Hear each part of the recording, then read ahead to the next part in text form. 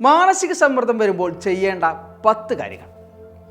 മാനസിക സമ്മർദ്ദം അഥവാ സ്ട്രെസ് അനുഭവിക്കാത്തവരായി ആരും ഉണ്ടാവില്ല. കുട്ടികൾ മുതൽ മുതിർന്നവർ വരെ ഇത് പലപ്പോഴായി അനുഭവിക്കുന്നവരാണ്.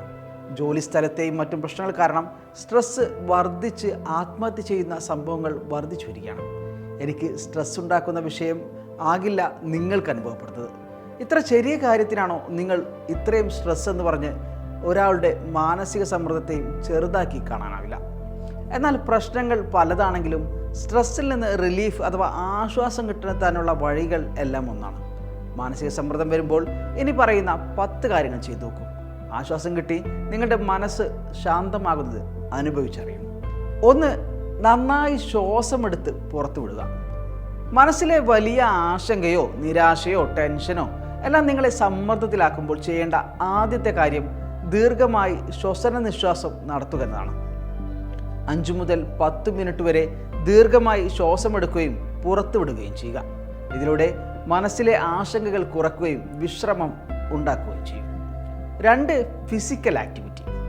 ജോലി കഴിഞ്ഞ് വീട്ടിലെത്തിയാൽ ഓഫീസിലെ അല്ലെങ്കിൽ ജോലി സ്ഥലത്തെ സമ്മർദ്ദം കുറച്ചില്ലെങ്കിൽ വീടിൻ്റെ അന്തരീക്ഷം മോശമാണ്. അത് നിങ്ങളുടെ കുടുംബജീവിതത്തെയും ബാധിക്കും.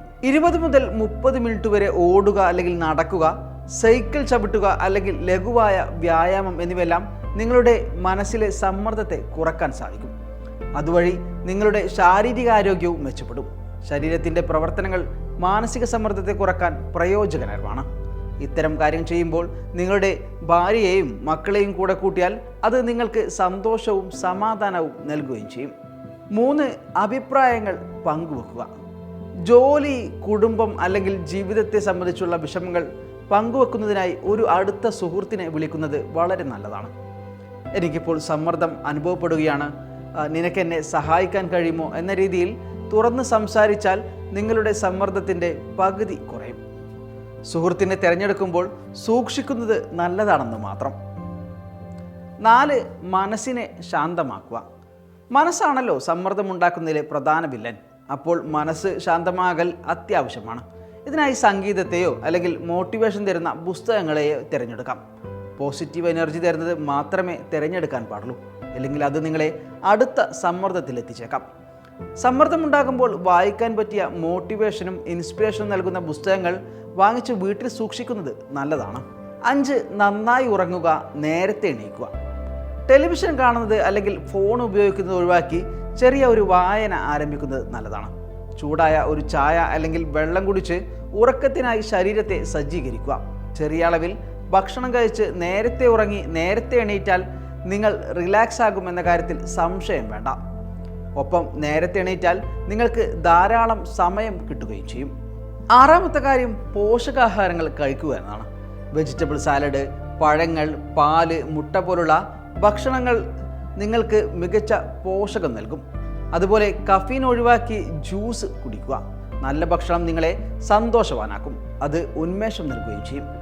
7ാമത്തെ കാര്യം പാചകം ചെയ്യുക എന്നാണ്. നേരത്തെ പറഞ്ഞ സാലഡ്, ജ്യൂസ് തുടങ്ങി ഏത് ഭക്ഷണവും സ്വന്തമായി പാചകം ചെയ്തുണ്ടാക്കുന്നത് നല്ലതാണ്. എന്നാൽ അത് നിങ്ങൾ സ്ഥിരമായി കഴിക്കുന്ന ഭക്ഷണമാവരുത്. അത് ചിലപ്പോൾ നിങ്ങൾക്ക് പാചകം ചെയ്യുന്നത് മടുപ്പുള്ളതായിരിക്കാം.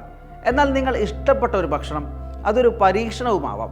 പാചകത്തിന് ശേഷം അത് എല്ലാവർക്കും നൽകുകയും സ്വയം കഴിക്കുകയും ചെയ്യുന്നത് നിങ്ങളെ സമ്മർദ്ദത്തെ കുറക്കും. 8. സ്വയം ചിന്തിക്കുക. ഒരു പ്രശ്നം നേരിടുമ്പോൾ അതിനെ കൂടുതൽ വളരാൻ അനുവദിച്ചുകൂടാ. നിങ്ങൾ ഒന്നും ചെയ്യാതിരുന്നാൽ അത് പ്രശ്നമാണ്. പ്രശ്നത്തെ നേരിടുക തന്നെ വേണം. എനിക്കിതിൻ്റെ പരിഹാരം കണ്ടെത്താൻ കഴിയും, ഞാൻ അത് ചെയ്തിരിക്കും, ദൈവം എന്നെ സഹായിക്കും എന്ന് സ്വയം പറഞ്ഞ് സ്വയം ബൂസ്റ്റാവുന്നത് വളരെ നല്ലതാണ്. 9ാമത്തെ കാര്യം മെഡിറ്റേഷൻ. ഒരു ശാന്തമായ സ്ഥലത്തിരുന്ന് ശരീരത്തെയും മനസ്സിനെയും വെറുതെ വിടുക. ഞാൻ ശാന്തനാണ്, ഐ എം കൂൾ എന്ന് പറഞ്ഞ് മനസ്സിലുള്ള എല്ലാ ആശങ്കകളും ഒഴിവാക്കുക. ഇങ്ങനെ ഒരു 10 മിനിറ്റ് ശാന്തമായി ധ്യാനം നടത്തും. ഫ്രഷ് എയർ കിട്ടുന്ന സ്ഥലമാണെങ്കിൽ ഇത് കൂടുതൽ എഫക്റ്റീവാണ്. 10. എഴുതുക.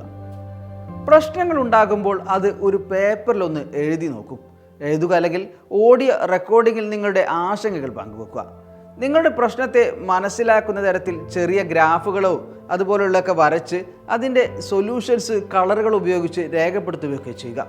നിങ്ങളുടെ പ്രശ്നവും അത് തീർക്കാനുള്ള സാധ്യമായ എല്ലാ പരിഹാര മാർഗങ്ങളും എഴുതി കഴിഞ്ഞാൽ തന്നെ നിങ്ങളുടെ പ്രശ്നം തീർന്നു.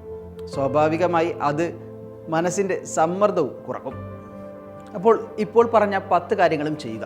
ജോലി, വ്യക്തിഗത ജീവിതം എന്നിവയിൽ എത്രത്തോളം പ്രയാസങ്ങളുണ്ടായാലും പ്രശ്നത്തെ പേടിച്ചിരിക്കരുത്. ഇനി എങ്ങനെയാണ് ഞാൻ ഇത് പരിഹരിക്കുക എന്ന് മാത്രം ചിന്തിക്കുക.